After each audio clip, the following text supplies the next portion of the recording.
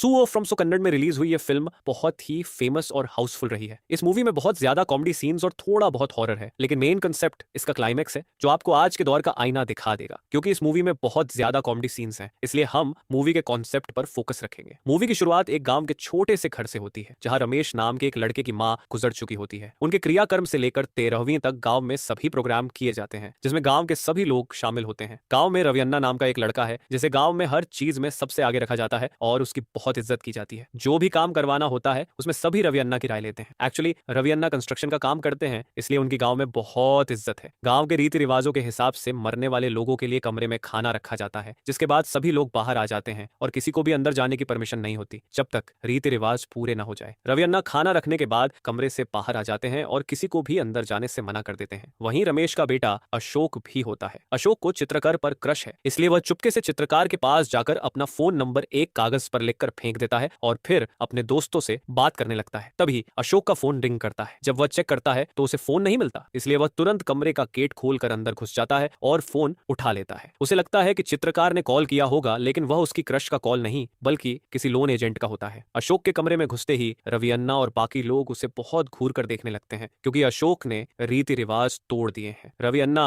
अशोक को समझाते हैं, तुम ये सब जोक समझ रहे हो, ये कोई नॉर्मल बात नहीं है। फिर बच्चा समझकर उसे छोड़ देते हैं, लेकिन अशोक को अपने ऊपर पानी डालने के लिए कहते हैं ताकि कोई आत्मा उस पर ना आ जाए। रीति रिवाज पूरे होने के बाद सभी को खाना दिया जाता है, लेकिन रवि अन्ना और उनके दोस्त दूसरी तरफ जाकर पीने चले जाते हैं। रवि अन्ना और उनका चमचा सतीश दोनों को ही पीने का बहुत शौक है, लेकिन उनसे भी बड़ा शौकीन भावा है जो इतना पी लेता है कि हमेशा इधर उधर गिरता रहता है। कुछ दिन बाद गांव के सभी लोग किसी की शादी में जाते हैं, जहां अशोक के दोस्त उसे रवि अन्ना की स्टोरी सुनाते हैं कि रवि अन्ना बहुत फेमस है। रवि अन्ना अकेले ही 20 लोगों को मार सकते हैं, लेकिन अशोक को यह बिलीव नहीं होता कि वह अकेले कैसे मार सकते हैं। क्या कोई उन्हें नहीं मार सकता? उसके दोस्त कहते हैं कि उन्हें देखते ही सभी लोग भाग जाते हैं। इसीलिए अशोक के मन में कहीं ना कहीं चुल मचने लगती है कि वह कभी ना कभी रवि अन्ना को खींचकर तमाचा जरूर मारेगा। शादी में सभी लोग बहुत इंजॉय करते हैं, पीना खाना और डांस दबाकर होता है। इसके बाद अशोक अपने घर जाने के लिए निकल जाता है। तभी रवि अन्ना को कॉल आता है कि शेष पन्ना के बाथरूम से उनकी अम्मा को नहाते हुए कोई झांक रहा था। इसीलिए उस आदमी को पकड़ने के लिए रवि अन्ना अपने दोस्तों को लेकर निकल जाते हैं। वे बाथरूम के पास जाकर देखने की कोशिश करते हैं कि कौन इतनी नीच हरकत कर सकता है, वो भी अपने गांव में। पहले तो सभी पुलिस को बुलाने का सोचते हैं, लेकिन रवि अन्ना को काम से बाहर जाना था, क्योंकि उनके घर वाले उनके लिए लड़की का रिश्ता देख रहे थे। इसीलिए रवि अन्ना कहते हैं कि हम कल देखेंगे कि किसने ये हरकत की, जब मैं रिश्ता देखकर लौट आऊंगा। लेकिन अगली सुबह गांव का पूरा मंजर ही बदल गया होता है। गांव के सभी लोग इकट्ठा हो गए थे, क्योंकि कुछ लोगों ने पिछली रात एक आदमी को पकड़ा था और उन्हें लग रहा था कि उसके अंदर भूत है, जो चिल्ला रहा था, मुझे जाने दो, मुझे जाने दो। लेकिन गांव के लोगों ने उसे छोड़ा नहीं। वहीं अशोक जब सुबह उठता है तो देखता है कि उसके चेहरे पर तिलक लगा हुआ है, जिसे देखकर वह भी शॉक हो जाता है। अब सीन फ्लैशबैक में जाता है और हमें पता चलता है कि गांव वालों ने जिस लड़के को पकड़ा था वह अशोक ही था। दरअसल अशोक ही शेष पन्ना के यहाँ झांक रहा था, क्योंकि साबुन की खुशबू से उसे लगा कि चित्रकार नहा रही है, इसलिए वह झांकने की कोशिश कर रहा था। लेकिन तभी वहां रवि अन्ना और बाकी लोग आ गए। वे बात कर रहे थे कि पुलिस आएगी तो फिंगरप्रिंट देखकर पता लगा लेगी कि किसने बाथरूम से झांकने की कोशिश की। यह सुनकर अशोक बहुत डर जाता है, इसलिए रवि अन्ना और बाकी लोगों के जाने के बाद वह पानी से फिंगरप्रिंट हटाने की कोशिश करता है। तभी वहां कोई आदमी आ जाता है, जिसे देखकर वह भागने लगता है। भागते समय गांव के कुछ लोग उसे पकड़ लेते हैं। अशोक को समझ आ जाता है कि अब भागने का कोई रास्ता नहीं बचा है, इसीलिए वह अपने अंदर भूत होने का नाटक करने लगता है। गांव वालों को भी लगने लगता है कि अशोक के अंदर भूत है, क्योंकि वह रीति रिवाज तोड़कर कमरे में चला गया था। अब सीन प्रेजेंट में आता है, जहां एक दादी अम्मा अशोक को देखने जाती है, लेकिन वह अशोक से डर कर बाहर भाग आती है और कहती है, मैंने अपनी जिंदगी में ऐसा भूत कभी नहीं देखा। इसकी वजह से गांव वाले भी डर जाते हैं और सोचने लगते हैं कि अशोक के अंदर से भूत को कैसे निकाला जाए। चूंकि रवि अन्ना गांव में नहीं है, सतीश सबके सामने रवि अन्ना की तारीफ के पुल बांधता है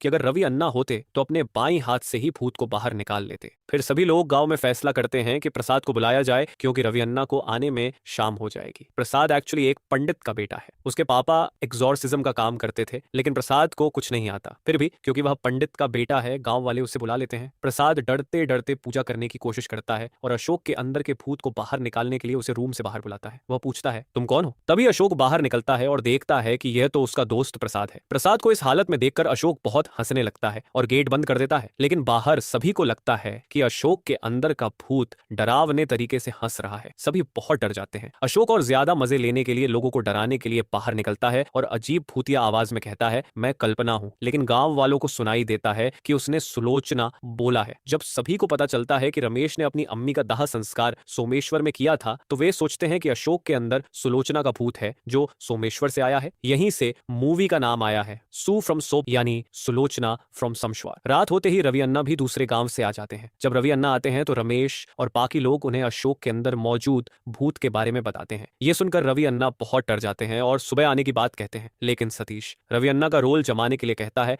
हमारे रवि अन्ना तो रात में ही भूत को निकाल देंगे। रवि अन्ना को इतना गुस्सा आता है कि वे सतीश को अभी मजा चखाना चाहते हैं, लेकिन डरते डरते अशोक के रूम में जाते हैं। ये देखकर बाकी लोग बहुत डर जाते हैं, लेकिन रवि अन्ना हिम्मत करके अशोक से बात करने की कोशिश करते हैं। वहीं अशोक को समझ आ जाता है कि रवि अन्ना लोगों के सामने अपना डर छुपाने के लिए उससे बात करने की कोशिश कर रहे हैं, लेकिन वे भी अशोक से बहुत डर रहे हैं। इस चीज का फायदा उठाने और मजा लेने के लिए अशोक रवि अन्ना को थप्पड़ पर थप्पड़ मारने लगता है। कहता है, तू औरत को कैसे छू सकता है। रवि अन्ना कुछ नहीं करते और चुपचाप घर चले जाते हैं। अगली सुबह गांव में यह बात फैल जाती है कि अशोक ने रात को रवि अन्ना को बहुत थप्पड़ मारे। उनकी इज्जत का पूरा फालूदा हो जाता है। अगले दिन गांव की कमेटी बैठती है कि अशोक के अंदर से भूत को कैसे निकाला जाए। इसीलिए रवि अन्ना करुणाकर गुरुजी को बुलाते हैं, जो टीवी में काम करते हैं। उन्हें बुलाने के लिए बहुत मोटा पैसा चाहिए, लेकिन अब यह मुसीबत सिर्फ अशोक और उसके परिवार की नहीं बल्कि पूरे गांव की थी। इसलिए पूरा गांव अशोक के अंदर से भूत भगाने का जिम्मा उठा लेता है। अगले दिन करुणाकर गुरुजी आ जाते हैं और अशोक को देखने के बाद कहते हैं कि अशोक में वाकई सुलोचना का भूत है जो सोमेश्वर से आया है। यह सुनकर अशोक अपने रूम में चला जाता है। करुणाकर गुरुजी भूत को निकालने के लिए 3 स्टेप्स बताते हैं, जो अशोक रूम में बैठा सुन रहा होता है। पहला स्टेप, एक ऐसा फूल जो गंदे पानी में खिलता है उसका पल्प निकालकर अशोक को पिलाना है, जिससे आत्मा बाहर आ जाए। यह सुनकर अशोक बहुत घबराने लगता है। गुरुजी यही नहीं रुकते, वे बताते हैं कि अगर यह स्टेप काम ना आया तो 3 पत्थर लाने होंगे जो 2 से 3 किलो के होंगे। एक को रस्सी में बांधकर अशोक के पीछे घुसेड़ देंगे, जिससे आत्मा उसके मुंह से निकल जाए। यह सुनते ही अशोक की हालत खराब हो जाती है और अगर इससे भी आत्मा नहीं निकली तो अशोक को जलते हुए कोयले पर लेटा देंगे। यह सुनकर अशोक पूरी तरह डर जाता है। सबसे पहले अशोक को उस फूल का पल्प पिलाया जाता है जो बहुत गंदा और कीचड़ जैसा दिखता है। अशोक उसे पी लेता है, लेकिन उसे पता है कि अगर दूसरा स्टेप तक बात पहुंची तो उसकी हालत खराब हो जाएगी। इसीलिए अगले दिन से वह पूजा करने का नाटक करने लगता है ताकि सबको लगे कि उसके अंदर से भूत निकल चुका है। इसके बाद करुणाकर गुरुजी अपना काम करके चले जाते हैं। वहीं अशोक भी अपनी जॉब पर जाने की तैयारी करता है। बाहर वह देखता है कि रवि अन्ना खड़े हैं। उन्हें देखकर अशोक को वह रात याद आती है जब उसने रवि अन्ना को खींचकर तमाचा मारा था। इस वजह से अशोक जोर जोर से हंसने लगता है। उसके आसपास काम करने वालों को लगता है कि अशोक के अंदर अभी भी भूत है। वे सब अपना काम छोड़कर भाग जाते हैं। जब अशोक अपने पड़ोसी के यहाँ जाता है तो वहां किसी की गाय मर जाती है, कहीं भूसे में आग लग जाती है। दरअसल अशोक वहां एक बच्चे को लाइटर से खेलने से मना कर रहा था। ये सब देखकर गांव वालों को फिर से लगने लगता है कि अशोक के अंदर अभी भी आत्मा है। इसलिए करुणाकर गुरुजी को फिर से बुलाया जाता है। अशोक उन्हें बहुत समझाने की कोशिश करता है कि उसके अंदर से भूत निकल चुका है, लेकिन गुरुजी कहते हैं, नहीं, तुम्हारे अंदर अभी भी आत्मा है। मैंने ऐसी एक्टिंग करने वाली आत्मा अपनी जिंदगी में कभी नहीं देखी। ये तुम्हारे घर की प्रॉब्लम नहीं, पूरे गांव की प्रॉब्लम हो चुकी है। गुरुजी शपथ लेते हैं, अगर मैं अशोक के अंदर से भूत नहीं निकाल सका तो मैं यह गांव छोड़कर नहीं जाऊंगा और खुद को करुणाकर गुरुजी कहना भी बंद कर दूंगा। गांव वाले सोमेश्वर जाकर सुलोचना के बारे में पता करने का फैसला करते हैं। कुछ लोग सोमेश्वर जाने की योजना बनाते हैं। वहां भावा रहते हैं जो उनकी मदद करते हैं। सभी सुलोचना को ढूंढने का प्लान बनाते हैं और सोमेश्वर निकल जाते हैं। भावा उन्हें रिसीव करते हैं और सुलोचना के घर ले जाते हैं। वहां पता चलता है कि सुलोचना तो 5 साल पहले मर चुकी है और उनकी बेटी भानु वहां रहती है। गांव वाले रवि अन्ना को भानु से बात करने के लिए कहते हैं, लेकिन भानु को देखकर रवि अन्ना कुछ नहीं बोलते और चुपचाप लौट आते हैं।